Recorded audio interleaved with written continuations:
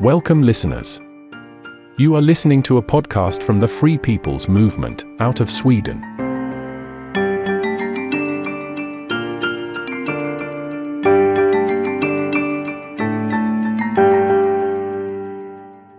Episode 6. Russia, the Deep State, and the Cold War, Part 1. As we've already established in previous episodes, when the Cold War started, the Wallenbergs had established dominance within the intelligence community. Ericsson had a monopoly on telecommunications, and the cryptograph company now had a gentleman's agreement with the newly formed National Security Agency. Isn't that fortunate? Furthermore, Allen Dulles, who was deeply in bed with the Wallenbergs, was now the head of the CIA. And the CIA and cryptograph would also later sign a licensing deal for more than 140,000 cryptographer machines to be manufactured and sent to the Allied intelligence services. Imagine how lucky they are, everything just keeps falling into place. Reinhard Gehlen, who was the head of Nazi intelligence, stationed on the Eastern Front during the war, somehow escaped prosecution in the Nuremberg trials. What is even more strange is the fact that after the Second World War, Gehlen became the head of intelligence for West Germany. He was spymaster of the CIA-affiliated, anti-communist, Gehlen organization. He was also the founding president of the Federal Intelligence Service of West Germany and their expert on Russia. How is this even possible, and why isn't this common knowledge? We can't go into all the details about this, but let's just say that he played a key role in cleaning up the evidence that incriminated the Wallenberg family in their activities during the Second World War. That might just have given Gehlen enough leverage on the right people to escape Nuremberg and still be considered useful. Remember what the United States had said after the Bosch affair. The Wallenberg brothers were saved more by the start of the Cold War rather than by any improvement in their business ethics. Again, were they simply lucky? Well, if it's only down to luck, the Wallenbergs must have been the luckiest family in all of history. I guess that indeed could have been the case. Or we could instead phrase it like this. Luck is what happens when preparation meets opportunity. We need to make two things absolutely clear. 1. In these types of geopolitical games, these players don't just plan 1 or 2 steps ahead. The Wallenberg family has even stated publicly that they see their strategic business decisions, at least, on a 100-year timeline. 2. Russia has always been in the crosshairs for the deep state. Control of the creation of money and control of information is only part of it. They are mechanisms of control. The main goal of the game is called control of natural resources. The country with the largest area, by a certain logic, contains the most natural resources. The largest country in the world is, of course, Russia. In order for you to understand just how far back the planning of the Cold War goes, we have to go back to the early 1900s, and again, we find ourselves in the Parliament of Sweden. But first, in 1905, the deep state performed their first attempt of a revolution in Russia. In the year before, in 1904, the deep state pulled on the strings of the Japanese emperor and started the Russian-Japanese War. The funding for this war came from an American banker called Jacob Schiff. The Russian-Japanese War was meant to weaken the Russian military to create space for the upcoming Russian Revolution. Japan launched an attack at the Russian naval base in Port Arthur, in Liaodong Peninsula in China, after first starting mock negotiations with Russia in order to catch them off guard. In December of 1905, the Tsar of Russia, Nikolai II, managed to overcome the revolutionaries. The leaders of the revolutionaries, including a man called Lev Trotsky, were imprisoned.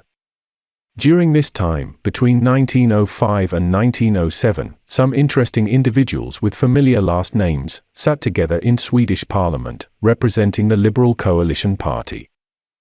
How about Carl Warburg? Yes, of the same Warburg family as from earlier episodes. Remember the Warburg Bank? Knut Agathon Wallenberg, board member of Stockholm's Enskilda Bank.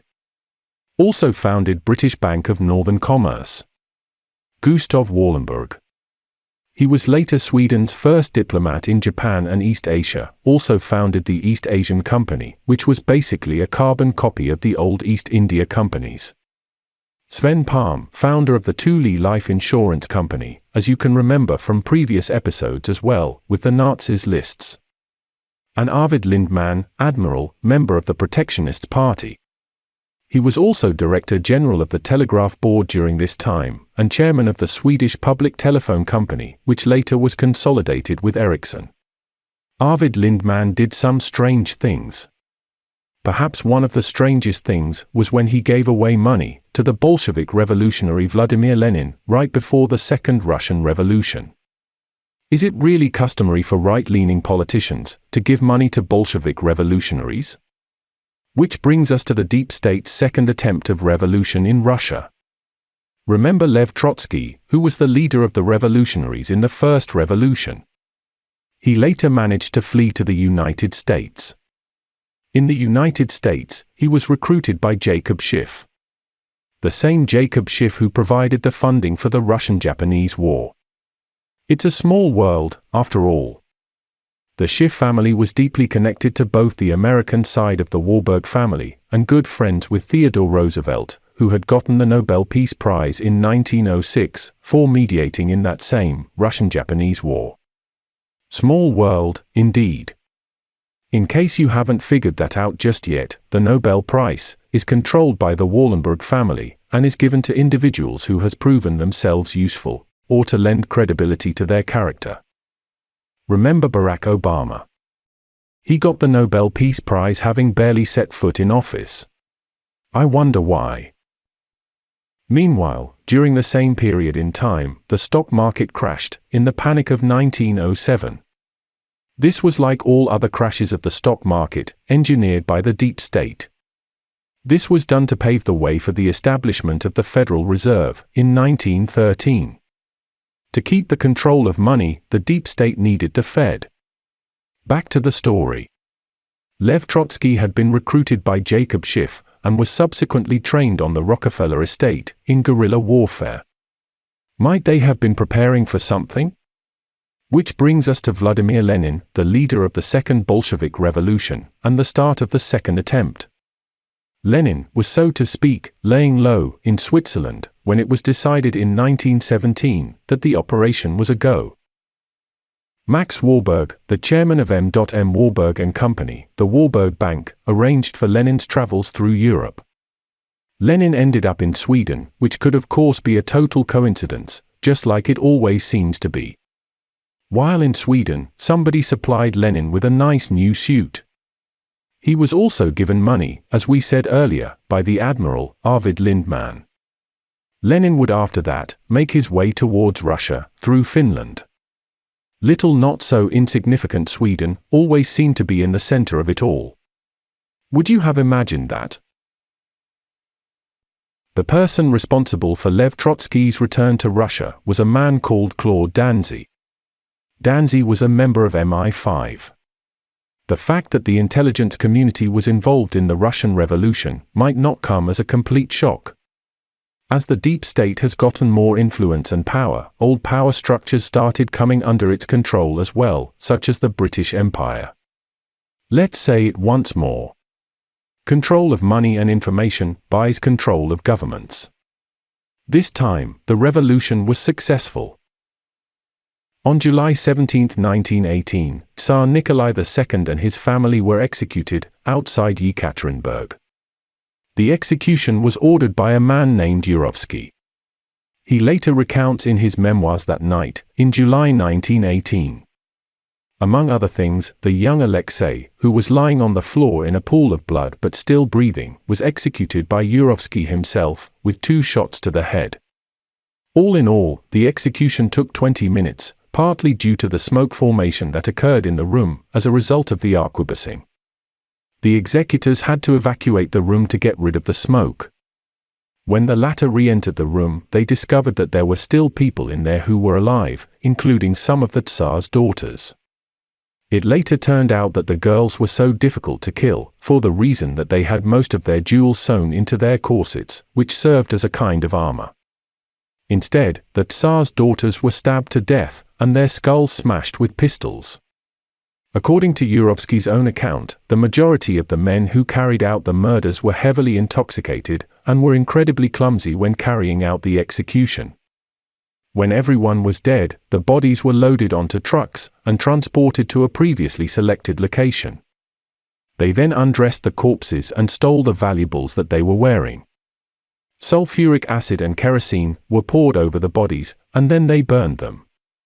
The remains were buried in a shallow grave that was not discovered until 1989. Let's just put it like this. If the Russian people has an axe to grind with the deep state, it's not without reason. What happened in Russia after the revolution was a classic case of divide and conquer. Lenin, however, governed Russia until his death in 1924. Joseph Stalin, who took power after Lenin's death, was a bit harder for the deep state to control. Stalin really believed in communism, while the deep state had just utilized it as a tool to drive out the Tsar. Stalin was also a bit paranoid. For some reason, he had gotten it in his head that someone was wiretapping the telephones.